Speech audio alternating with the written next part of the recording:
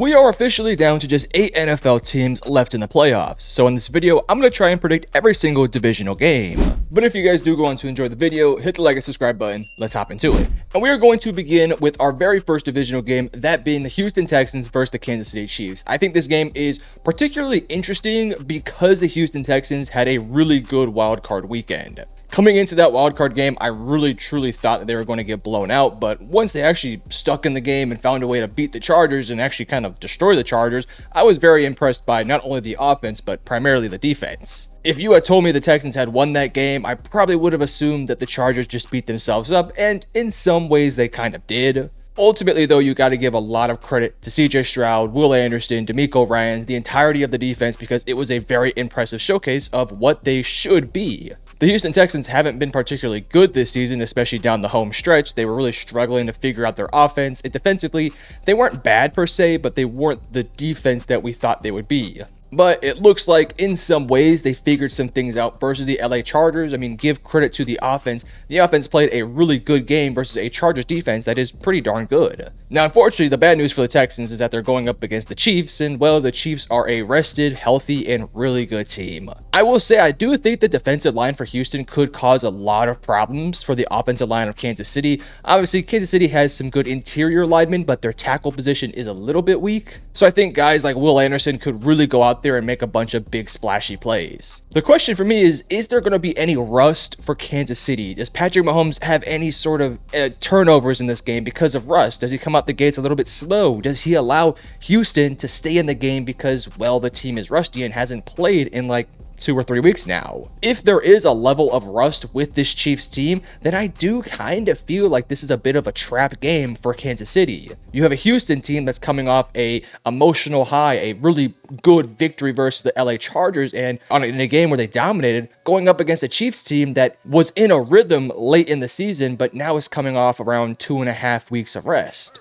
So if there is some potential rust early on in this Chiefs game, I could see a world where Houston goes in there, plays very well in the first half, and maybe Kansas City kind of is figuring things out. So it's going to be kind of a second half game for Kansas City. And if that is the case, then I feel really good about Houston's odds of winning the game.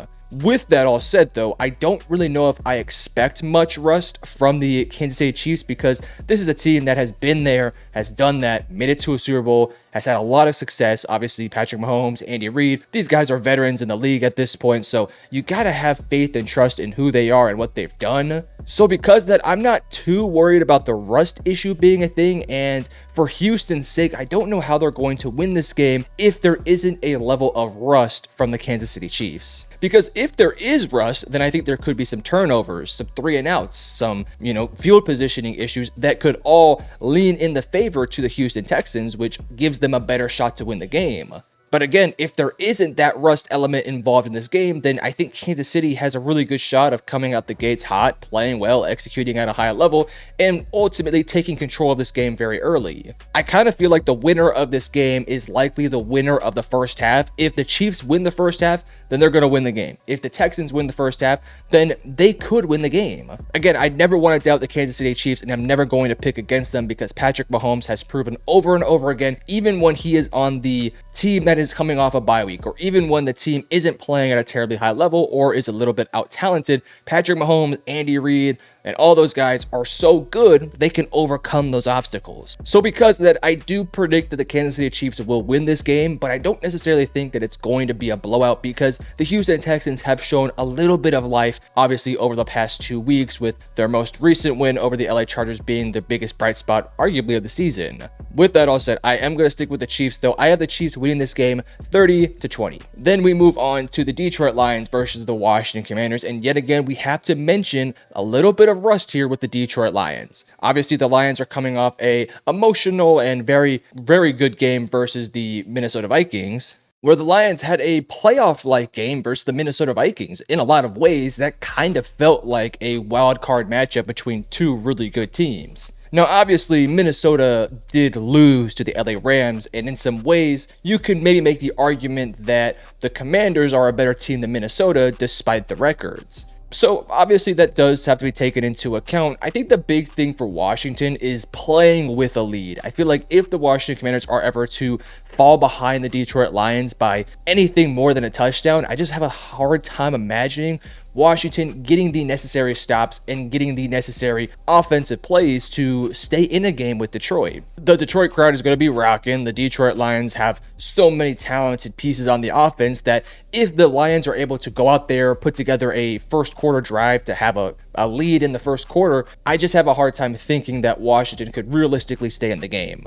So if you're asking me, I think if you're the Washington Commanders, you have to come out of the gates playing at a very high level. I know that's a very baseline sort of qualifier to win this sort of game, but when you are the underdog, coming out the gates playing at a high level is extremely important, and I think in this game it might be a little bit more important because of how good the Detroit Lions are. For the Detroit Lions, I just feel like you have to play your game. Defensively, you just have to create a couple stops and give your offense plenty of opportunities. Obviously, the last time we saw that Lions defense, they were shutting out the Minnesota Vikings, so I feel pretty decent about this Lions defense heading into this game. I will say Jaden Daniels' legs does make things a little bit more difficult because of the way that he's just able to scramble around, make some dynamic plays out of the pocket and out of the system in general. So, of course, Washington will be able to score. They will be able to move the ball effectively. It's just going to come down to, can they execute in the red zone? Can they sustain drives over and over and over again? And can they not turn the ball over? If they do all those things, if they score in the red zone, if they don't turn the ball over, if they potentially win time of possession, then I do think Washington has a fairly decent shot of winning this game. But if they don't win many of those categories, then I do think the Detroit Lions could easily find a way to win this one. Because talent for talent, personnel for personnel, I think the Detroit Lions clearly have the better roster. But what the Washington Commanders do have is they have an experienced head coach, a dynamic young rookie quarterback who's playing at such a high level, and a team that, well, is playing pretty good in general. Ultimately, if rust is a factor, then I do think Washington could win this game, but I'm going to predict that the Detroit Lions play pretty well. I do think there will be some level of rust, but I don't think it's going to be as much rust that's going to be necessary for a team like Washington to win this game. There will be some rust, but not a lot. Ultimately, I am going to go ahead and pick the Detroit Lions to win this game. I have the final score, Detroit 28 to Washington's 24. Then we move on to an NFC matchup between the Philadelphia Eagles and the Los Angeles Rams. The last time we saw the LA Rams, they had a very impressive victory over the Minnesota Vikings. Now, there's a couple ways you could look at that game versus Minnesota. Obviously, you could look at it and say, well, Minnesota is just not a good team, and they're about to run into a buzzsaw that is the Philadelphia Eagles. And in some ways, there could be a level of truth to that. But at the same time, you got to give credit to the LA Rams defense for holding the Minnesota Vikings offense that had been so good throughout the year to only 9 points. Now, the interesting thing about this game is the Rams were able to score 27 on what is a good Minnesota defense, but how many points are they realistically going to get on Philadelphia? I don't think it's going to be too many, especially because this Rams offense hasn't really shown the ability to get to that 30-point mark. And when you're going up against an offense led by Saquon, Jalen Hurts, A.J. Brown, Devontae Smith, Dallas Goedert, and the incredible offensive line, I kind of feel like you kind of need to get close to 30 to win the game. And I just don't know if this LA Rams offense realistically can get to that number versus this Philadelphia Eagles defense. This Eagles defense is arguably the best defense in the entire NFL. They've proven over and over again that they can stuff the run. They play really well in pass coverage. They actually have linebackers this year. Defensive line is nasty. And even though they don't have like the greatest edge rushers, those guys still can play. I think the key matchup for the LA Rams, if they do want to win this game, is going to be their young defensive line going up against the experienced Philadelphia Eagles offensive line. Philadelphia's offensive line obviously is notorious for being arguably the best in the NFL, but that young LA Rams defensive line is playing at a very elite level. They played incredible versus the Minnesota Vikings, just absolutely putting havoc all over Sam Darnold the entire day. Now, what I will say about that game is some of those sacks were Sam Darnold's fault because he was just holding onto the ball for way too long, but give credit to the LA Rams. They put together an incredible game plan on the defensive line, and they're going to have to put together a really good performance versus that Philadelphia Eagles offensive line. If the Rams can win that battle, if they can put pressure on Jalen Hurts, speed up his clock, and stuff the run at a high level, then I do think that the LA Rams have a somewhat legitimate shot to win this game. But at the same time, If the opposite is to happen and the Philadelphia Eagles offensive line plays at a high level, I'm going to have a hard time predicting the LA Rams to realistically have much success on the offense or on the defensive end, because their secondary is fine, but it's far from great. And when you have a decent secondary and a great defensive line, you really need your defensive line to play at a high level, and they're going to need them in this game. Now, offensively speaking, you still have Cooper Kupp and all your incredible offensive players, Puka Nacua, Kyron Williams, all those guys. So I do think that the LA Rams offense will put up some points. It's just going to come down to, can they put up enough points? There shouldn't be any sort of level of rust in this game. Obviously, both these two teams are coming off very impressive performances. Obviously, these two teams are coming off very impressive wildcard performances. I would say the Rams had a bit more of an impressive showcasing, but the Eagles put together a fine day as well. But ultimately speaking, I kind of think the Rams could win this one, but I just think the talent level for Philadelphia might be a little bit too much for the Rams to overcome this year. I just can't really imagine or put together a thought process of how the LA Rams offensively are going to be able to outplay the Philadelphia Eagles offense. Sure, if the defensive line for the LA Rams dominates, then yes, this game can become so much more interesting, but I think that if the Eagles can play that even with the offensive line playing the defensive line even, I just feel like the Eagles have too much firepower on the offensive end. I don't love Kellen Moore. I don't think he's an incredible offensive coordinator. I've made that very clear throughout my time on YouTube, but I do think that he's good enough to understand to get the ball out to Saquon, AJ Brown, and Devontae Smith. And if he does so in this game, then I just don't see how the LA Rams are realistically going to be able to stop them unless the defensive line just utterly dominates the Eagles offensive line. And I just don't think that's going to happen. So with all that said, I am going to pick the Philadelphia Eagles to win this one. I don't think it'll be a blowout, but I do think it's going to be extremely close. I have the final score 24 Eagles, 21 Rams. And then lastly, probably the best matchup of the week. I would say all these matchups are very fun, but there are potential chances for some of these games to become blowouts. This game, though, between the Ravens and the Bills, I think is going to be hopefully an all-time classic. Now, the interesting thing about this game is that there's going to be narratives driven with both these quarterbacks depending on how this game goes. If the Bills win, then Lamar Jackson is a big playoff choke artist.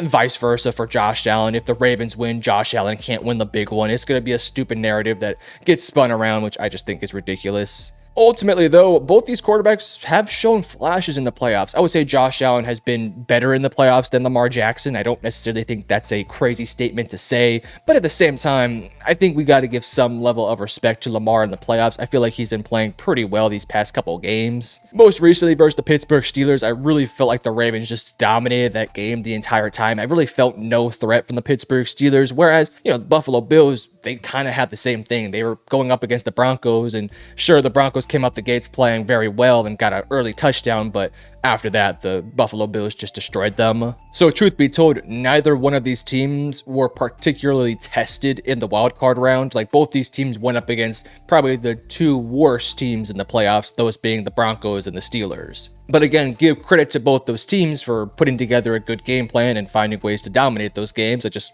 wanted to throw that out there. There's a narrative going around surrounding the MVP argument about, oh, Josh Allen doesn't have the same weapons as Lamar Jackson, but I think that's a terrible statement, to be honest with you. Because sure, Lamar has Zay Flowers, Derrick Henry, two good tight ends, and a solid offensive line, but so does Josh Allen. Josh Allen has a really good running back. He's got two really good tight ends, Amari Cooper, Khalil Shakur, Keon Coleman, Curtis Samuel, and an incredible offensive line. Like, these are two extremely talented teams, and it does not sway my MVP thoughts either way. To me, this game's just going to come down to which defense can get more stops, and unfortunately, both these defenses are a little inconsistent. Like, the Buffalo Bills defense will play an incredible game here and there, but just occasionally they'll have a kind of an outlier game where they just don't play very well. The same can kind of be said about the Ravens, although the Ravens played pretty bad defense early on, but it feels like as the season has gone on, the defense has sort of figured things out a lot more. So this game's going to come down to defense, and truth be told, it's kind of a toss-up on defense.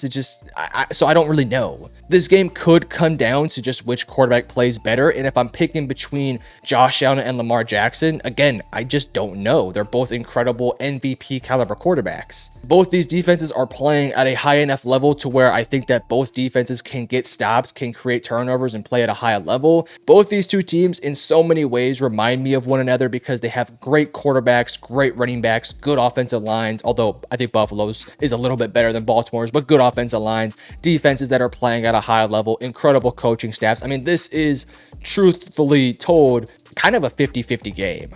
And I hate to be that guy, but I just hate predicting these type of games because they could completely go one way or another. But because this is a prediction video, we got to give a prediction. I think the Baltimore Ravens are going to win this game. I think the threat of Lamar Jackson and Derrick Henry could pose a bunch of issues for that Buffalo Bills defense. And sure, I think Josh Allen and their running backs and all those guys are going to create havoc on the Ravens defense as well. I think this game is going to be a very high scoring game, but when it comes down to it, I just think there could be more plays made with the legs of Lamar Jackson and with the legs of Derrick Henry that could really give the Buffalo Bills a hard time. We also do have to take into account that both these two teams have already played once this season. And of course, the Ravens were able to dominate the game 35-10. Now, I don't really take too much from that game because it was very early in the season and kind of was a bit of an outlier performance from the Buffalo Bills because they usually play much better than that. But there is something that we can take from that, which is the fact that Buffalo did lose the game and, well, the Baltimore Ravens found a way to win that one in pretty dominant fashion. So with that all said, I think this game is going to be much closer, but I have the Baltimore Ravens winning again with a final score 35-32. But you guys let me know in the comment section below, who do you guys think are going to win these playoff games? And if you enjoyed the video, hit the like and subscribe button. And I love you guys. Peace.